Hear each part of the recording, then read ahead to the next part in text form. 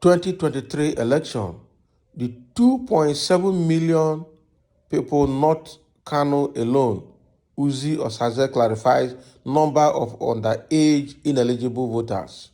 So what Uzi is saying is that the 2.72 million people identified in the Inec database as underage and ineligible voters are not just from Kano State alone, meaning there is a combined number. Let's see what he has to say more. Former Director of Voter Education of the Independent National Electoral Commission, Inec, Oluwole Uzi Osaze, has provided clarity on the issues of underage and ineligible voters in the recently released Provincial Register of Voters. Mike Igini, the former Akwa Ibom State Resident Electoral Commissioner, had accused some staff of the commission of registering underage voters. Igini blamed the collapse of values in the society for being responsible for underage registration, berating parents who allow their underage children to register as voters, and that is correct. The PRV was released recently for citizens to look at, seek clarifications, and make complaints to the commission where necessary. Faces of alleged underage voters have been spotted in many states, especially in the north, with Kano State said to have recorded over 2.7 million underage voters. But speaking on Arise TV, the morning show on Friday, Uzi Osaze said the 2.7 million was not for Kano alone, but nationwide.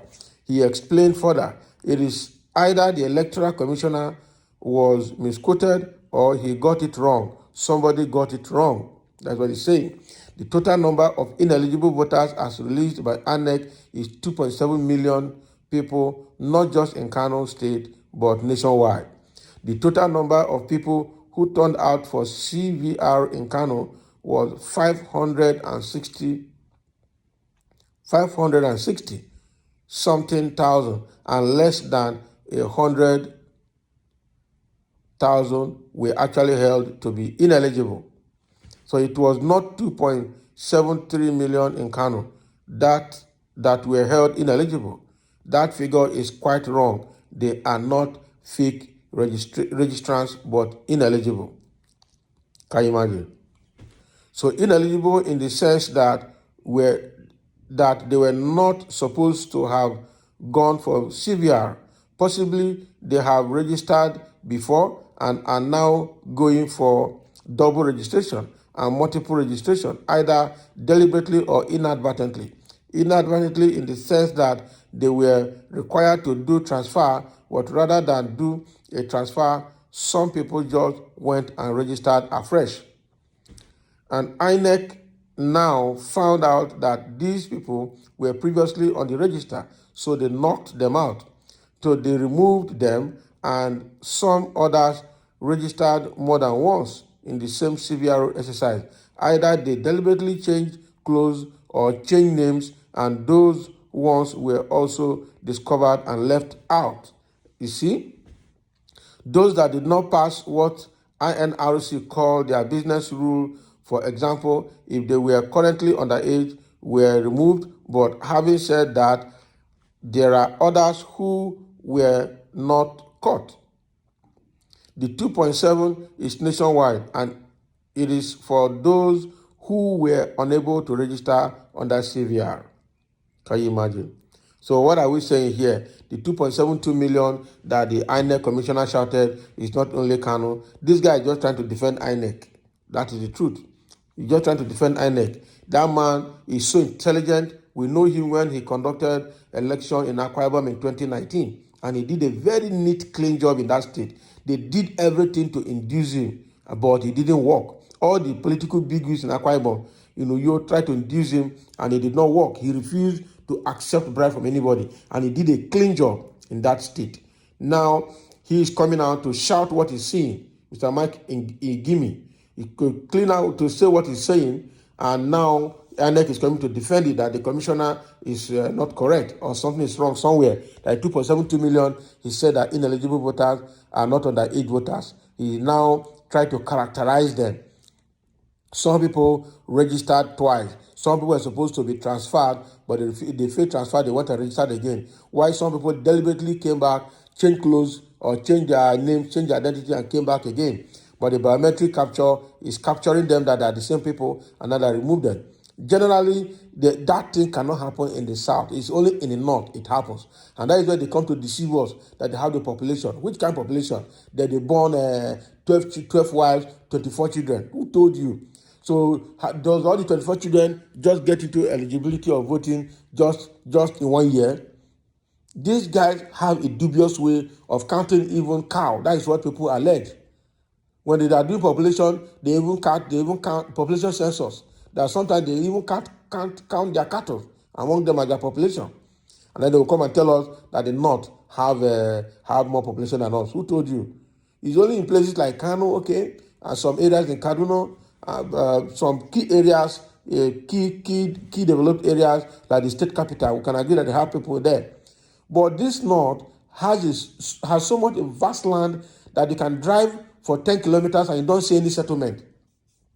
So are you saying because they have the vast land, that means that they have the population? It doesn't mean that. So thank God that this is, a lot of things are leaking out of Inec now. The issue of underage voters, I think is and then knowing the right number of people that are eligible for voting in each state is a very good thing, and they have to do it very well, clean up the register ahead of time so that we really know who is who from everywhere. All right, this computerized system, biometric system, is going to give a lot of people headache. That's why they are trying to scuttle it. That's why the political bigwigs were trying to go and induce the ICT staff of the INEC to help do the rigging at the back end. Unfortunately, that one leaked. Now I have the issue of underage voters. That one is leaking now, and they are trying to correct it. Another one is that they are planning not to use not to transmit votes from the polling units directly through the computer. And now they have also come to debunk it, that they are going to do it. And the use of BAS has come to stay for accreditation and verification of voters prior to voting. So let them make sure that it works. Now, I think there's another news coming out. That will be another discussion where APC is now coming out clearly to say Nigeria is not matured to use BVS. I'm sure they are looking for a way to boycott it so that they can do their rigging. People will have headache this time because it's not going to go the way they want it. She's crazy. All right. Somebody is saying, thank you, Oga, before they begin to say those ineligible are APC members. They are now. Are they not? Are they not? All right. So if assuming that Inec commissioner did not come and shout, who would have known? They would have been counting all those things for them as part of them. The another person is saying underage voting will still vote in the northern Nigeria in the next election. But INEC claims that they have already deleted all the ineligible voters' names from their system. But in the day of election, more than 2 million of the underage children will still, all right, in the northern Nigeria, because we still vote in northern Nigeria because they use these children to rig election. You see, after I tell you that they have population. Sure reason why often they say not use more, not is more populated. Why all the time the South remain innocent in accordance to the rules.